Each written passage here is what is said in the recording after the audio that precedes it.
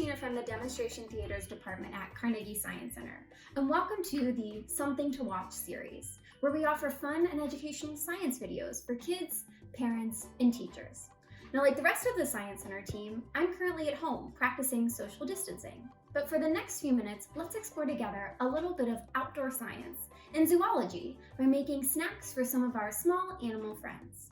Now, let's think about a bird flying in the air or sitting on a tree branch outside of our homes. What do you think they might need to eat? Well, different birds like to eat different things, like fruit, seeds, insects, snails, tree sap, flower nectar, sometimes even fish, snakes, and smaller birds. Today, we are making a bird feeder snack for our smaller bird friends. In my backyard, I see a lot of small birds like robins, mourning doves, and even sparrows. And to make your own homemade bird feeder today, we're gonna need a few different supplies.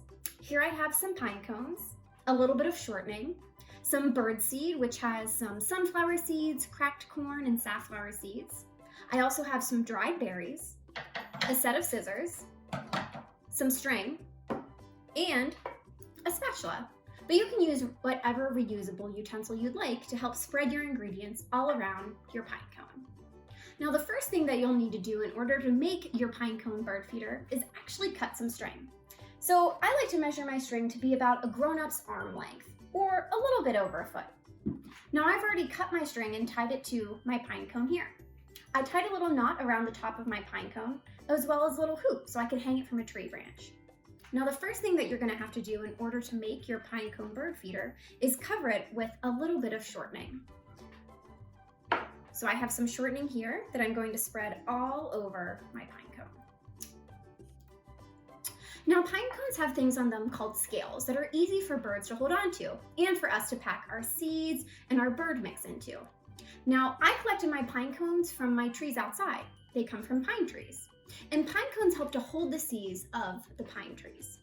So by spreading the shortening all around my pine cone and on my pine cone scales, it allows it to be sticky. And that's going to help all of my bird seed to stay onto my pine cone. Now you want to pack it in nice and tight so it's able to all stick together. This part can be a little messy, but that's totally fine, and that's half the fun. Now today I'm using shortening to help all of my ingredients stick to my pine cone, but you can use other fatty things to stick to your pine cone. You can use peanut butter, lard, or even bacon fat. But these really sticky substances have a lot of fat in them, which is actually good for our birds because it allows our birds to store fat for later on in the colder months. Now the next thing I'm going to do is add a few pieces of dried cranberries onto my bird feeder here. Voila! And now you have a bird feeder that you can hang in your backyard. By observing the different birds that come to visit your bird feeder, you will find out what types of species live around you. Try and see how many different types of birds that you can spot in your backyard.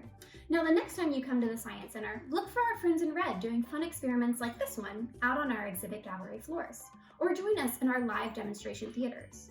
For more fun science videos to watch, log on to carnegiesciencecenter.org for things to watch, things to read, and things to do at home.